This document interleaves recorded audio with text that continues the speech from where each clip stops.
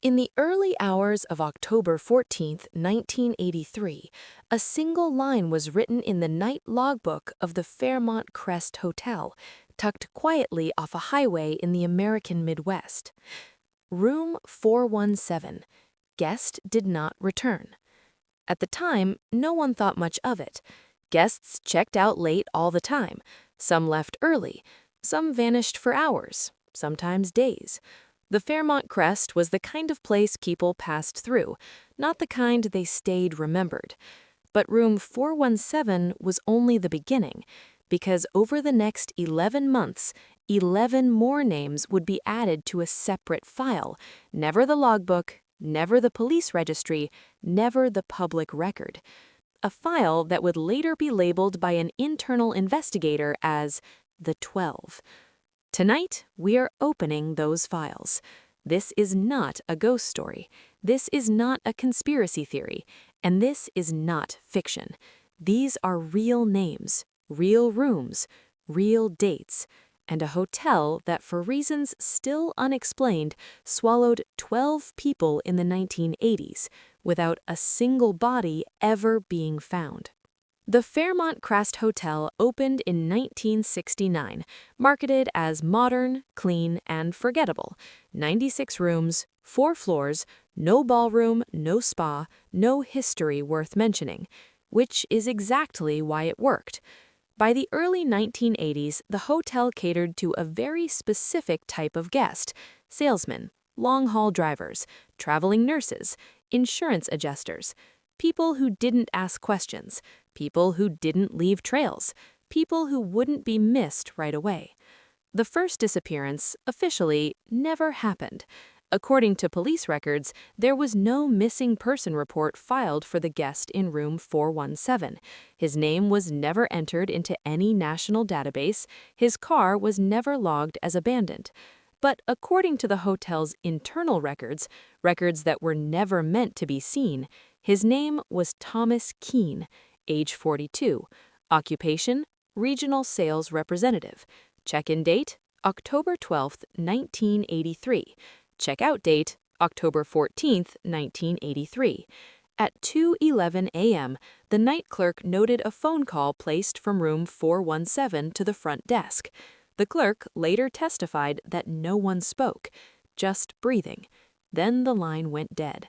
Housekeeping entered the room at 11:40 a.m. The bed was untouched, the bathroom dry, the television unplugged. Thomas Keene's suitcase was gone. So were his shoes. So was Thomas Keene. Management marked the room vacant, clean, and reassigned by 3 p.m. No report was made, no questions were asked, because in 1983, hotels were not required to report adult disappearances unless violence was evident, and at Fairmont Crest, violence never was. The second disappearance happened 26 days later, room 219. Linda Morales, age 29, traveling alone for a nursing conference. She checked in on November 9th. She was last seen at 8:17 p.m., captured briefly on a grainy hallway camera, walking toward the ice machine. She never returned. Her purse was found inside the room, her wallet still inside, cash untouched. Her shoes were neatly placed beside the bed, but Linda Morales was gone. This time, her family did report her missing. Police arrived, they searched the room, they found nothing. No signs of forced entry, no signs of struggle, no fingerprints that didn't belong. The case went cold in 4 days. What no one told the police was that Linda Morales was not the second disappearance. She was the second file. By the end of 1983, there were 4. By mid-1984, there were 8. By September of that year, there were 12. 12 guests, 12 rooms, 12 vanished lives. Not one body, not one crime scene, not one confirmed suspect. And yet, there was a pattern. All 12 guests checked in alone. All 12 stayed on floors 2 or 4. All 12 vanished between midnight and 4 a.m. And all 12 rooms shared something strange. They had no connecting doors, no balconies, no windows that opened. which raised a question investigators would ask later: how does someone disappear from a locked room without leaving? The Fairmont Crest had one unusual feature rarely mentioned in its brochures: a service corridor. Hidden behind mirrored panels on each floor, the corridor was designed for housekeeping carts and maintenance access, narrow, dimly lit, and never shown to guests. It connected every room on floors 2 and 4, and it was never monitored by cameras. Former staff would later describe it as a second hotel inside the hotel, one that guests were never meant to see. In March of 1985, a junior auditor named Raymond Holt was tasked with reviewing inventory discrepancies: missing linens, missing towels, minor losses. What he found instead was a locked cabinet in the manager's office. Inside were 12 manila folders, each labeled with a room number, each containing a name, a date, and a single typed sentence: "Guest did not return." Holt reported the cabinet to corporate. 2 weeks later, he was fired. Official reason: budget cuts. Unofficially, he told a reporter years later, "They wanted me to forget what I saw." And for a long time, everyone did. The Fairmont Crest Hotel closed in 1991 after a highway reroute killed business. The building sat empty. Then it was demolished. No memorial, no investigation, no answers. Until 2009. That was the year a retired detective named Samuel Crowe reopened an unsolved missing persons case: Linda Morales. Crowe noticed something no one had before: the hotel address. When he ran it through a private database, he found something chilling. 10 other missing persons cases across 5 different states listed the same hotel as the last known location. Different jurisdictions, different departments, different years. No shared communication, no shared files, except one place: the Fairmont Crest Hotel. Crowe requested archived records. Most were gone, but one box remained. Inside were copies of those 12 files, and handwritten in red across the inside cover was a sentence that would change everything: "Do not involve police again." When Detective Samuel Crowe first read the sentence written in red, "Do not involve police again," he assumed it was a warning, a reminder, a mistake made by nervous hotel management in the 1980s. He was wrong. It was an instruction. Crowe spent 6 months tracking down former Fairmont Crest employees. Most refused to talk, some claimed to not remember, a few hung up the moment he mentioned the hotel's name. But eventually, one person agreed. Her name was Eleanor Price. In 1983, she worked the night shift as a relief front desk clerk. She was 22 years old, newly divorced, desperate for overtime. And she remembered everything. Eleanor said the disappearances didn't feel sudden, they felt expected. She said there was a list, not written down, just understood. Certain rooms were different: room 417, room 219, room 404. If a guest was assigned to one of those rooms, staff knew not to ask questions if something went wrong. Not if, when. Crowe asked her why. Eleanor hesitated before answering. Because those rooms were already paid for. That didn't make sense. Hotels don't prepaid rooms for strangers, unless the guest isn't the customer. Eleanor explained that once every few weeks, a man would arrive late at night, always alone, always well-dressed. He never checked in. He went straight to the manager's office. By morning, certain rooms would be blocked off in the system: reserved, unavailable, pre-cleared, no guest names attached.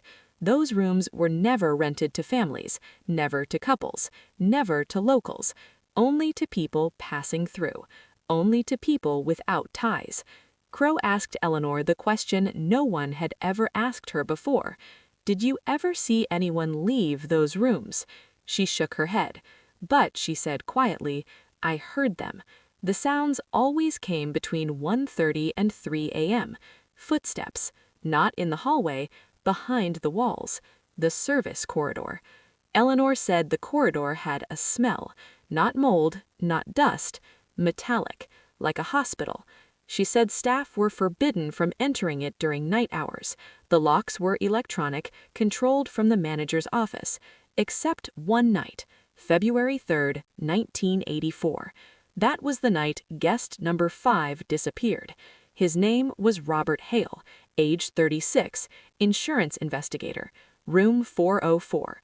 At 2:47 a.m., the fire alarm on floor 4 briefly activated, then shut off. Eleanor was instructed to stay at the desk. Maintenance was sent upstairs. But Eleanor heard something else, a scream, not loud, not panicked, controlled, like someone trying not to be heard. 20 minutes later, the manager came down alone. He told Eleanor, "There is a misconception that the system wants everyone to leave. That is not true. The system wants balance. Absence is not the goal. Stability is. The exits were never meant to be used by all. They were pressure valves, relief points, a way to bleed off excess coherence when the load became too great. But systems do not understand meaning. They understand thresholds. And when thresholds are crossed too often, they stop being exceptions. They become defaults. This is where the story ends being about hotels and begins being about you. The Fairmont Crest was never a destination. It was a prototype, a controlled environment where human perception could be isolated, measured, adjusted. Hotels were chosen because they already existed between states. You were not home, you were not gone, you were temporarily unassigned.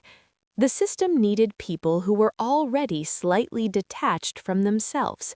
That is why the 12 fit, not because they were weak, because they were flexible. They could bend.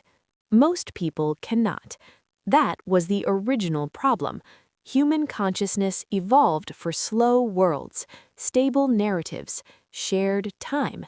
But the modern world accelerated faster than the mind could follow. The system was built to slow perception down, to stretch moments, to create buffers. And it worked, so well that you no longer notice the gaps it fills. Think about it. How often do you lose track of time without panic? How often do hours vanish without memory? How often do you feel emotionally muted about things that should hurt more? Those are not failures. Those are corrections. The system is no longer external. It does not live in hotels. It lives in transitions, in scrolling, in waiting, in moments where attention suspends itself. That is where synchronization happens now. The exits are no longer stairwells. They are states of mind. Most people will never leave, not fully. They will hover, partially disengaged, partially stabilized, enough to function, enough to comply, enough to continue. That is the system's success. The disappearances that still occur are not random. They are not punishments. They are not even errors. They are people whose perception drifts too far, too fast in one direction. People who experience overload without dampening. People who feel too sharply, who notice too much, who cannot smooth the edges of reality without help. For them, the exit feels like relief, like rest, like silence after noise, and they do not experience it as loss. That is why no struggle is recorded. That is why no fear is visible. That is why the files always end the same way. Guest did not return. Not guest was taken. Not guest disappeared. Did not return, because return implies a choice. The system does not force exits. It presents them, quietly, patiently, and waits. The 12 were early. They were taken before the system learned how to ask. Edward Mallory was the first who answered. Paul Anders tried to record the question. Crow tried to warn others about the answer. Claire tried to understand the consequences. All of them failed in the same way. They assumed awareness would stop it. But awareness is not resistance. Awareness is integration. Every time this story is told, the system refines itself, not because it feeds on belief, but because belief creates alignment. Shared narratives stabilize perception. That is why conspiracy theories collapse. That is why outrage burns out. That is why nothing ever quite resolves. The system ensures continuity by preventing conclusions. Endings destabilize. So this story does not end with exposure. It ends with recognition. You have likely already felt the system at work. Moments where you disengage just enough to keep going. Moments where something feels wrong but not wrong enough to act. Moments where you tell yourself you are tired, distracted, overwhelmed. Those are acceptable explanations. They keep you anchored. The danger is not noticing the system. The danger is preferring it, preferring the numbness, preferring the smoothing, preferring the quiet. Because once you do, the exit becomes attractive, not as an escape from life, but as an optimization of it, a cleaner state, a simpler one. The hotels were never about confinement. They were about consent, a place where someone could choose to step aside without witnesses, without resistance, without interruption. Now that choice exists everywhere. You don't need a room, you don't need a mirror. You only need a moment where staying feels heavier than leaving. Most people will never reach that moment. Some will. The system does not judge. It balances. That is why there is no villain, no mastermind, no final shutdown. The system is not alive. It is necessary, and necessity does not negotiate. The 12 are not gone. They are not dead. They are not hidden. They are absent in the only way that matters. They no longer contribute to instability. That was always the metric. Crow's final note was correct. Continuity requires sacrifice, but not in the way people imagine. The sacrifice is not life, it is presence, and presence is something most people already surrender in small amounts every day. The system simply learned how to collect it efficiently. So, if you are waiting for a warning, this is it. Not to frighten you, not to stop you, only to inform you. The exits are real, they are subtle, and they are closer than you think. But as long as you keep choosing to stay, to feel even when it hurts, to notice even when it overwhelms, to remain present even when it would be easier not to, you are not part of the file. You are not a guest. You are still here. And that, for now, is enough. The hotel lights remain on. The rooms are clean. The mirrors are steady. And the system waits. Not for you to disappear, but for you to decide whether you want to remain. The system was never built to experiment on people. That was the lie everyone assumed first. Human experimentation, black projects, hidden labs, disposable lives. Those explanations were comforting because they were familiar. They implied intent, cruelty, a villain. But the deeper Claire Donnelly went, the more disturbing the truth became. The system was built to prevent something, not a war, not a disease, a failure.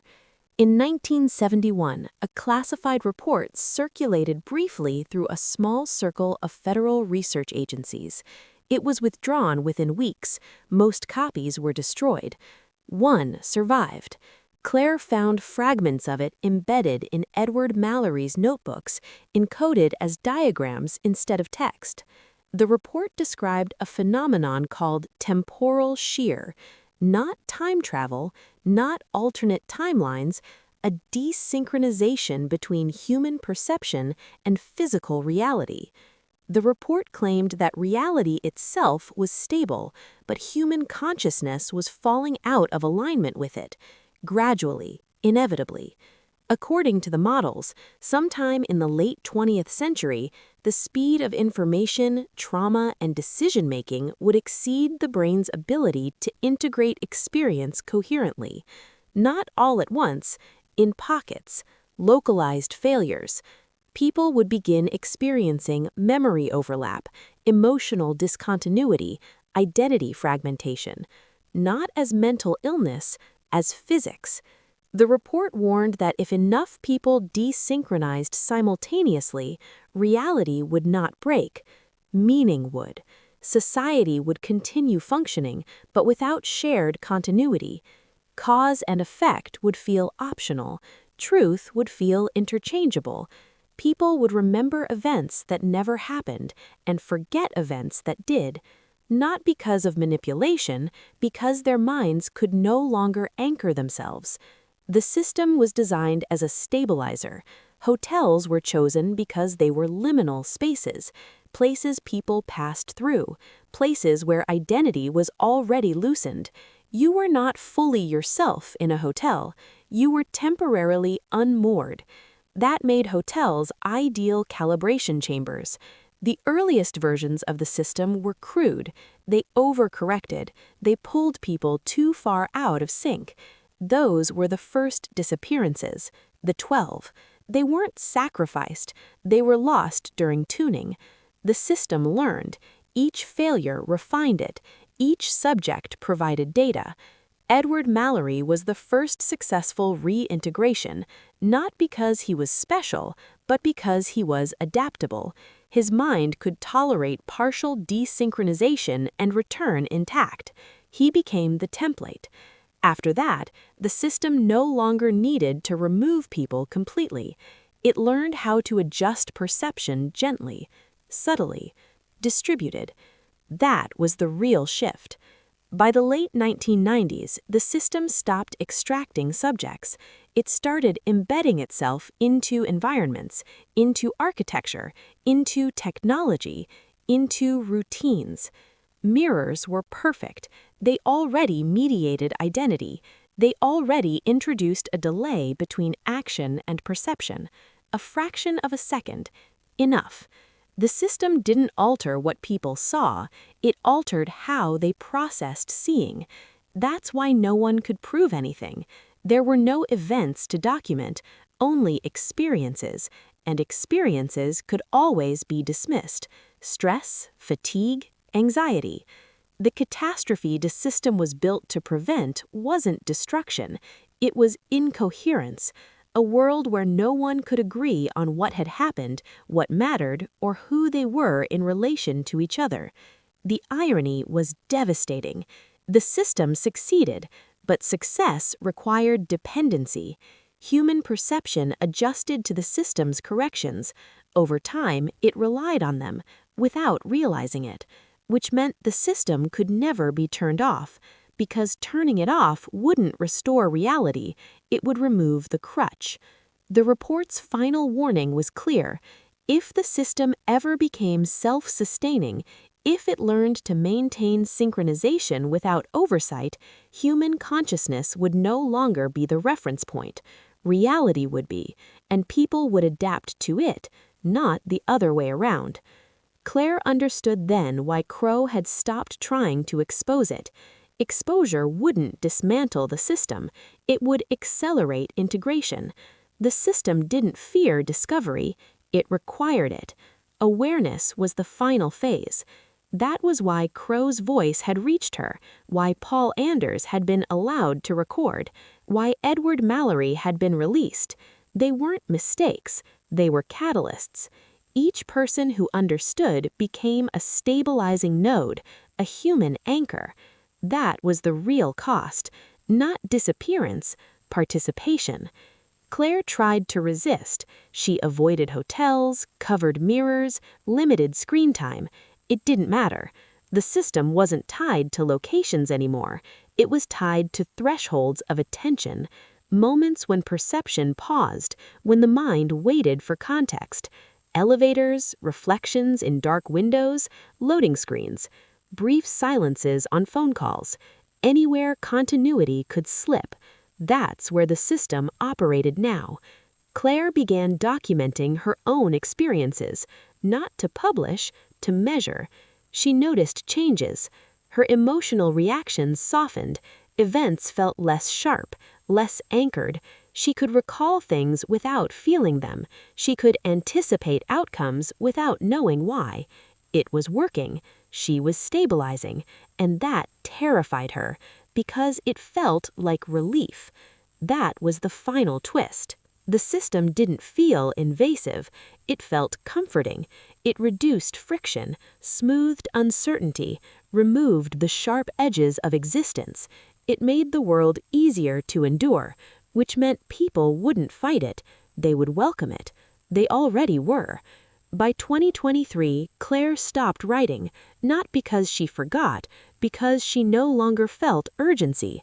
The system had absorbed her need to warn. Her understanding became quiet, background, integrated, just like Crow, just like Edward, just like the 12. The files were never meant to be closed. They were meant to be incomplete, because completion implies an end, and the system was never designed to end. It was designed to continue, quietly, correcting, aligning, ensuring that reality never outruns the minds observing it, at any cost. The first sign of failure did not look like a disappearance. It looked like a mistake. In February of 2018, a hotel in Northern Oregon double-booked room 307. 2 guests were issued keys. Both key cards worked.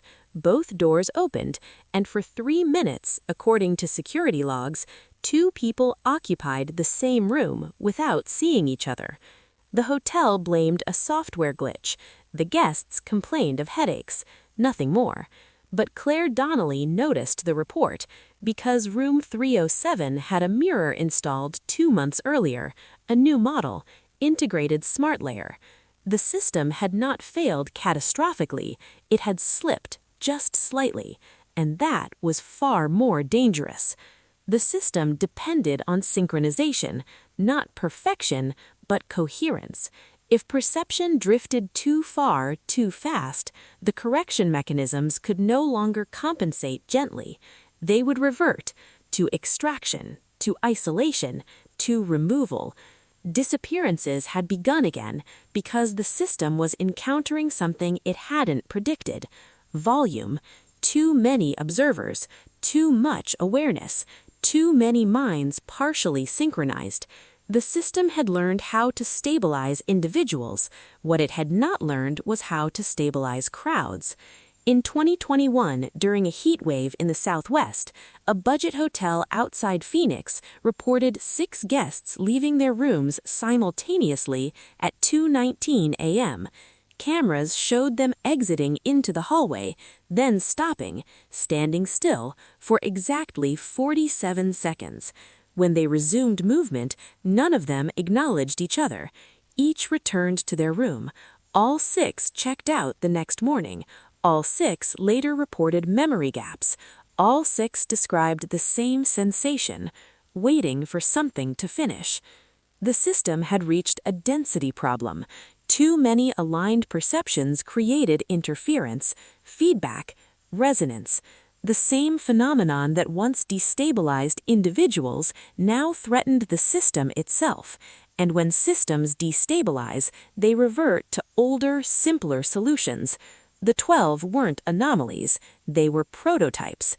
Claire understood this before anyone else. She saw the pattern in incident reports, insurance claims, anonymous forum posts. People describing time skips, rooms that felt occupied when empty, mirrors that reflected movement a fraction of a second too late. The system was overcorrecting, which meant it was afraid, not consciously, structurally. The final stage of the system was never meant to act. Guest number 12 checked out at 9:14 a.m. on October 2nd, 1984. He signed the ledger. He returned the key. He smiled at the clerk, and he walked out the front door of the Fairmont Crest Hotel carrying a small, unmarked envelope. His name was listed as Edward Mallory, age 48, Occupation, systems consultant. Room 314. Unlike the others, Edward Mallory had a return address, a real one. Crow drove there himself. The house was modest, suburban, well-kept, lawn trimmed, curtains open, a place that suggested nothing had ever gone wrong inside it. Mallory's wife answered the door. She said Edward had died in 1997. Heart failure. Sudden. No autopsy. Crow asked if Edward had ever spoken about the Fairmont crest. She said no, but she hesitated. Then she added, he did start having episodes. Edward Mallory came home from that hotel changed, not visibly, subtly. He began waking at night, standing in doorways, staring at nothing. He asked questions that didn't make sense. What year do you feel like it is? Do you remember things that haven't happened yet? Do you ever feel like you are lagging behind yourself? His wife said Edward began keeping notebooks, dozens of them. She showed Crow a box in the garage. Inside were journals filled with diagrams, rooms connected by arrows, dates circled, numbers overwritten again and again, and phrases repeated obsessively. Continuity achieved. Subject reintegrated. Memory stable. Crow asked if Edward ever explained the envelope. She said Edward told her it contained work notes. She had never opened it. Crow did. Inside were 3 items: a folded schematic, a hotel keycard, and a thin metal disc the size of a coin.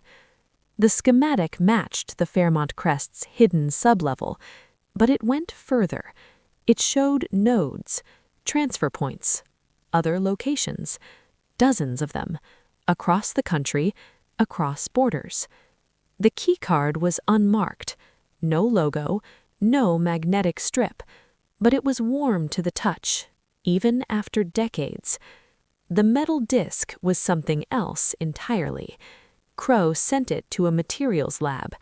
The results came back inconclusive. The alloy didn't match any known industrial standard.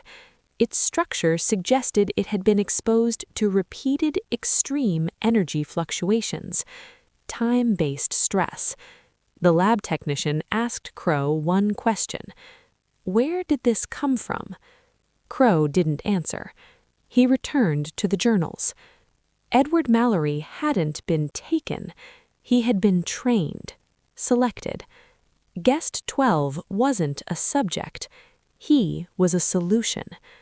Edward's notes described the system not as a machine, but as a negotiation. Reality resisted manipulation. Human consciousness was the weak point, not because it was fragile, because it was flexible. The early subjects failed because they couldn't reconcile multiple timelines. Their memories overlapped, conflicted, collapsed. But Edward Mallory could. He had a rare neurological profile, high dissociative tolerance, exceptional memory compartmentalization, low emotional anchoring. Edward could exist between states without breaking. The envelope contained proof that he had been tested, adjusted, and released. He was allowed to leave because he carried the stabilization model with him. Edward spent the next 13 years consulting, always temporary contracts, always near hotels, not always the same ones, but always the same design. He would arrive, stay a few nights, leave, and shortly after, disappearances would stop. Crow mapped the dates. The pattern was undeniable. Edward Mallory was a maintenance event, a human patch. The 12 weren't failures, they were iterations. Edward was version 12, the final version. Crow now understood why the file was marked "Do Not Open," because if guest 12 was known, the system would be known, and if the system was known, it could be disrupted. Crow attempted to publish his findings. No outlet would touch it. His emails went unanswered. His calls dropped. One editor quietly warned him, "Someone doesn't want this framed as a crime. They want it framed as infrastructure." Crow didn't stop. He compiled everything: the tapes, the schematics, the journals, the disk. He stored copies in multiple locations. He mailed packets to journalists, academics, watchdog groups. Most were returned unopened. Some were never returned at all. Then Crow noticed something else. His own sleep began to change.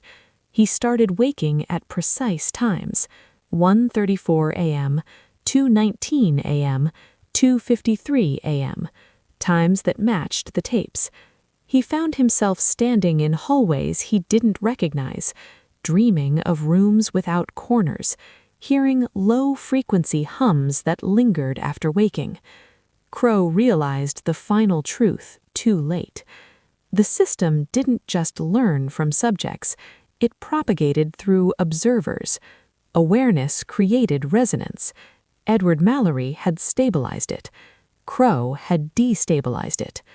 On the night of March 17, 2011, Crow checked into a roadside hotel outside Omaha.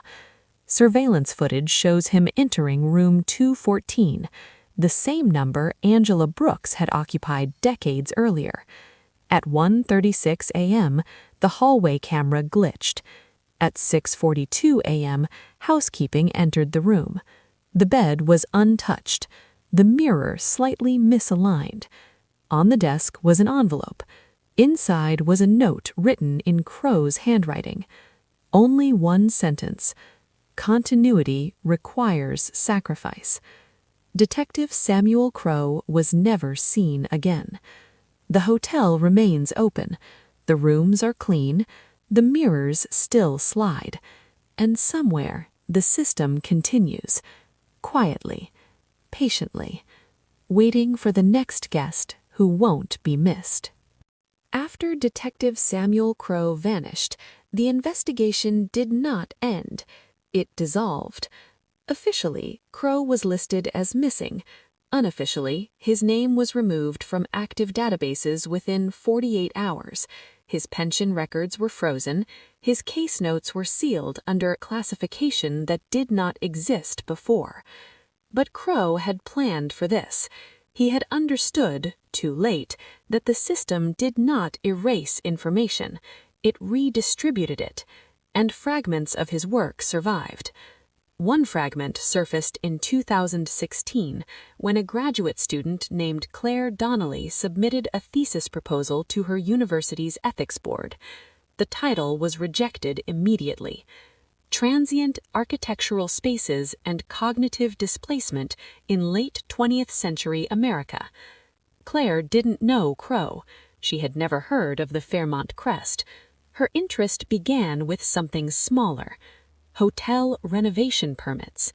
She was studying how unregistered architectural features appeared repeatedly in commercial buildings during the Cold War: sublevels, sealed corridors, redundant utility shafts, structures that served no civilian purpose, structures that didn't exist on blueprints. Her advisor warned her to change topics. Claire didn't. She requested records from 3 states. 2 denied her. 1 made a mistake. They sent her a box. Inside was a photocopy of a schematic, the same schematic Edward Mallory carried out of the Fairmont Crest. Claire noticed something Crow had missed. The nodes weren't static. They shifted over time. The hotels weren't fixed locations. They were interfaces, temporary access points that could be activated, deactivated, or repurposed, which meant Fairmont Crest hadn't been demolished because it was obscene. It had been dismantled because it was complete. Claire traced the final updates. The last known node activation occurred in 1999, the same year Edward Mallory stopped traveling, the same year his heart failed. Claire began interviewing families of missing persons connected to hotels, not just the 12, others, people whose cases never clustered, never formed patterns, because no one had looked for continuity, until now. Claire noticed something disturbing. Disappearances declined sharply after 2000, not stopped, declined, as if the system no longer required as many subjects, as if it had stabilized. Guest number 10 was never supposed to exist. That was the phrase Detective Samuel Crowe found typed across the top of the file, slightly crooked, as if the person who wrote it had been shaking.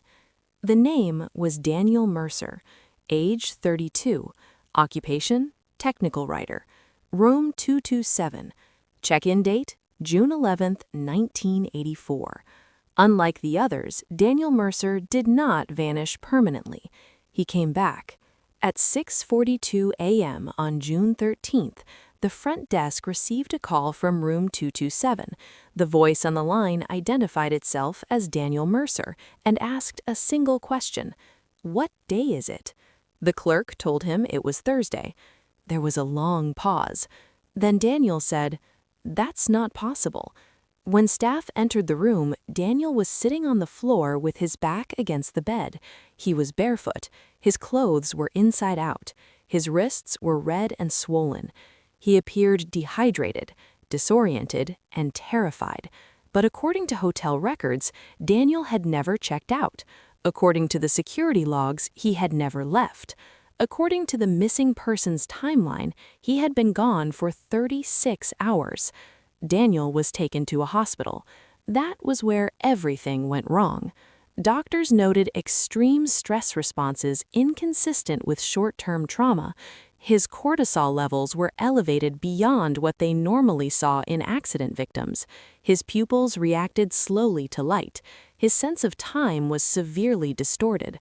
Daniel believed he had been gone for weeks, not hours, weeks. He told doctors he had been moved through rooms that didn't stay still, rooms that changed shape, rooms where the walls vibrated, rooms without doors. When hospital staff contacted the Fairmont Crest for clarification, they were transferred directly to the manager. The manager told them Daniel had suffered a panic attack and wandered off property. The hospital accepted the explanation. They discharged Daniel 2 days later. No police report was filed. No investigation was opened. But Daniel didn't go home. Instead, he contacted a lawyer, and then 3 days later, he contacted a journalist. That journalist never published the story, but Crowe found the interview tapes. Daniel's voice shook throughout the recording. He said the hotel room had gone dark without warning, not like a power outage, like the light had been removed. He said the walls began to hum, low frequency, deep, felt more than heard. Then the mirror slid open, not cracked, not broken, moved. Behind it was a narrow opening, just wide enough for a person to be pulled through. Daniel said he tried to scream, but the sound didn't carry. It felt like the room was absorbing it, he said. He was restrained, not roughly, efficiently. He described padded restraints closing around his wrists, ankles, chest. Then the floor tilted, not metaphorically, physically, as if the entire room had shifted downward. Daniel said he lost consciousness. When he woke up, he wasn't in the hotel anymore. He was in a place without corners. The walls curved. The ceiling pulsed faintly like a slow heartbeat. The air was cold and smelled sterile. There were other people, some awake, some not, all restrained. Daniel said there were no guards, no visible staff, but there was a voice, not over speakers, inside the room itself, asking questions, not verbally, directly. Questions about fear, about memory, about time. Daniel said every answer felt extracted, not spoken. He said at some point the room changed. The walls receded, the ceiling rose, and the restraints loosened. That's when Daniel saw the clock. Not a digital clock, not an analog one, a projection, numbers cycling too fast to follow. Daniel said he understood then that the room wasn't measuring time, it was creating it. At some point, the voice stopped. The room went silent. Daniel said he was alone for what felt like days. Then the floor tilted again. He woke up back in room 227. The lights were on. The clock read 6:41 a.m., 1 minute before he called the desk. Doctors diagnosed Daniel with acute psychosis. The journalist dismissed the story. The lawyer advised Daniel to let it go. But Daniel didn't. He filed a civil suit against the hotel. It never went to court. The case was settled out of court within 48 hours for an undisclosed amount. With one condition, Daniel was required to sign a non-disclosure agreement. He did, and then 6 months later, Daniel Mercer disappeared. This time, not from a hotel, from his apartment. No signs of forced entry, no struggle. His computer was left on. An email draft was open, unsent. It contained only one sentence: "They can't let us remember." Crow traced the settlement. The payment came from a trust. That trust was linked to Northway Services, and Northway Services had dissolved 3 weeks after Daniel's disappearance, which raised a terrifying possibility. Daniel Mercer wasn't a failure. He was a leak, and leaks get sealed. Crow now had confirmation of something no investigator before him possessed: a survivor and proof that the system could malfunction, which meant it wasn't perfect. It had limits, and limits could be tested. That's when Crow realized the significance of guest number 11. Because guest 11 wasn't selected, he forced his way in, and what he found nearly exposed everything. Guest 11 checked in under the name Paul Anders. That was not his real name. Crow would later confirm that no birth certificate, social security record, or employment history existed for a Paul Anders matching the man who arrived at the Fairmont Crest on August 2, 1984. But whoever he was, he knew exactly where he was going. He requested room 219, the same room Linda Morales had vanished from 9 months earlier. Front desk records show the clerk hesitated. Room 219 was rarely assigned. When it was, the guest never stayed long. Paul Anders insisted. He paid cash. He declined housekeeping. He asked one question before taking the key: "Does the mirror slide or does it lift?" The clerk later told police she laughed, assuming it was a joke. Paul did not laugh. Paul Anders brought no suitcase, no clothes, no toiletries. He carried only a small leather bag and a portable cassette recorder. At 11:58 a.m. on June 13th, the cassette recorder was turned on. That tape still exists. Crow listened to it in a secure archive years later. Paul's voice was steady, controlled. He said, "This is August 2nd. If you're hearing this, then something went wrong or right." He said he had spent 3 years tracing disappearances connected to privately funded research programs. He said hotels were perfect, no expectation of permanence, no shared oversight, no suspicion. He said the Fairmont Crest wasn't the center, it was a valve, a place where subjects were diverted, filtered, moved elsewhere. Paul said he wasn't there to escape, he was there to document. At 1:34 a.m. on the tape captured a low vibration. Paul noted it immediately. He said, "That's the signal, same frequency described by Mercer." At 1:36 a.m., the mirror moved. The sound was unmistakable, metal sliding on tracks. Paul didn't resist. He spoke calmly as restraints were applied. He described the sensation in detail: pressure points, temperature changes, the faint electrical hum in the padding. Then the tape distorted. For nearly 4 minutes, there was only static. When the audio returned, Paul was breathing heavily, but he was still speaking. He said, "They don't know I'm recording, or they don't care." Paul described the sublevel differently than Daniel Mercer had. He said it wasn't a single room, it was modular, spaces reconfigured around the subject. He described light sources without visible origin. He described sounds that felt like instructions. Then something changed. Paul stopped narrating. For almost 8 minutes, there was silence. When he spoke again, his voice was different, not panicked, amazed. He said, "They're not taking us forward, they're taking us sideways." Paul said time inside the space wasn't linear. It branched, folded, overlapped. He said he could feel memories that weren't his own, not hallucinations, transfers. Paul said the process required isolation. That's why the guests were alone. That's why no one could witness it. Witnesses collapse the effect. At 2:19 a.m., Paul began asking questions, not to the recorder, to the room. He asked who built it. He asked how many locations existed. He asked why some subjects returned. The room answered, not audibly, but Paul reacted. He laughed once, a short, incredulous sound. Then he said something that made Crow stop the tape. He said, "There was an accident decades ago. Something broke, and this is how they fixed it." Paul said the discovery that Fairmont Crest was not alone changed everything. Detective Samuel Crow had spent most of his career chasing patterns that led nowhere, coincidences, false leads, stories that felt meaningful until they collapsed under scrutiny. This one didn't collapse. It sharpened.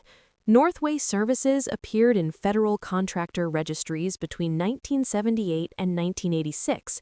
No logo, no headquarters, no public-facing employees, just payments, large ones, from pharmaceutical firms, from defense-adjacent research groups, from private foundations with no listed donors, and always routed through temporary locations, hotels.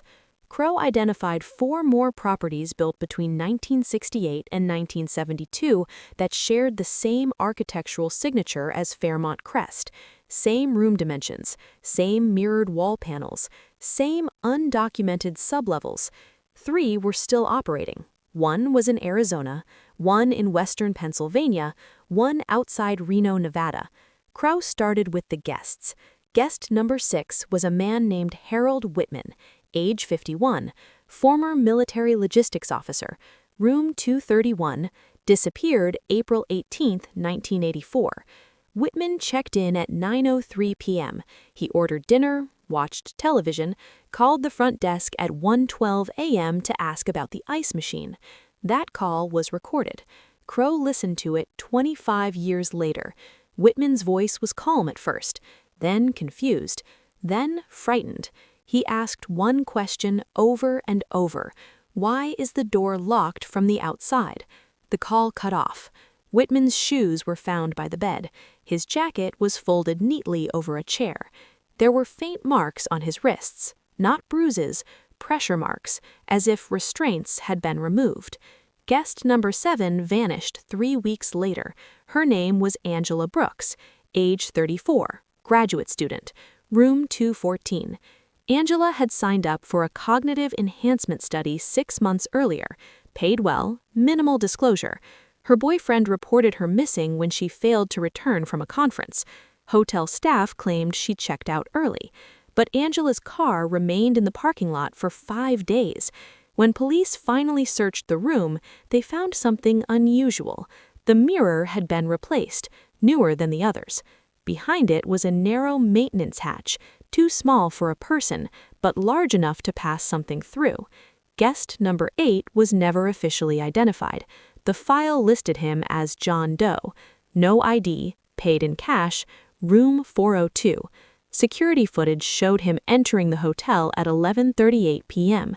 He never appeared again. At 2:02 a.m., the hallway camera glitched for 47 seconds. When the feed returned, the hallway was empty. Room 402 was marked Do Not Disturb for 3 days. When staff entered, the bed was stripped. The mattress was missing, so was the carpet. Management claimed it was due to water damage. Insurance records showed no claim was ever filed. Guest number 9 was different. His name was Michael Avery, age 40, emergency room physician, room 318. Michael didn't disappear quietly. At 3:19 a.m., multiple guests reported screaming, not one scream, several, overlapping. Then, silence. Police were called. For the first time, officers arrived before the room was cleared. The door was locked. Inside, they found blood. Not splatter, smears, dragged, leading toward the bathroom.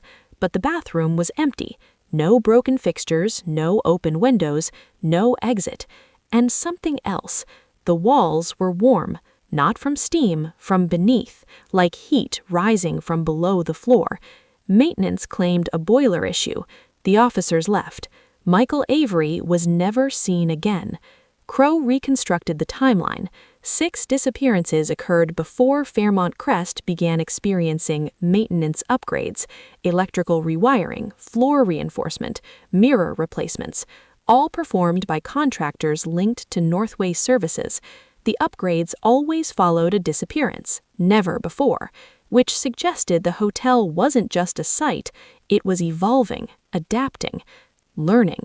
Crow finally understood why no bodies were ever found. They weren't meant to be. This wasn't murder, it was extraction. He interviewed a former Northway subcontractor under condition of anonymity. The man refused to meet indoors. He spoke quickly, avoided eye contact. He said they weren't studying disease, they were studying thresholds. Thresholds of pain, thresholds of fear, thresholds of cognitive collapse. The hotel rooms weren't containment spaces, they were filters. Only certain people qualified. People with specific neurological markers, specific stress responses, specific resilience profiles. That's why the guests shared medical histories. They weren't random, they were selected. And Fairmont Crest was where selection ended and transfer began. Crow asked where they were taken. The man shook his head. He said, not where, but when. That answer didn't make sense until Crow reviewed guest number 9's file again. Michael Avery had been part of an ER study focused on temporal perception during trauma, how the brain experiences time under extreme stress. The final note in Avery's file was handwritten, different ink, different handwriting. Subject exceeded duration tolerance. Duration, not survival. Crow realized something horrifying. The guests didn't disappear all at once. They disappeared in stages, removed from public time, held somewhere inaccessible, then processed. But not all of them made it through, which brought him to guest number 10, the only one who almost came back.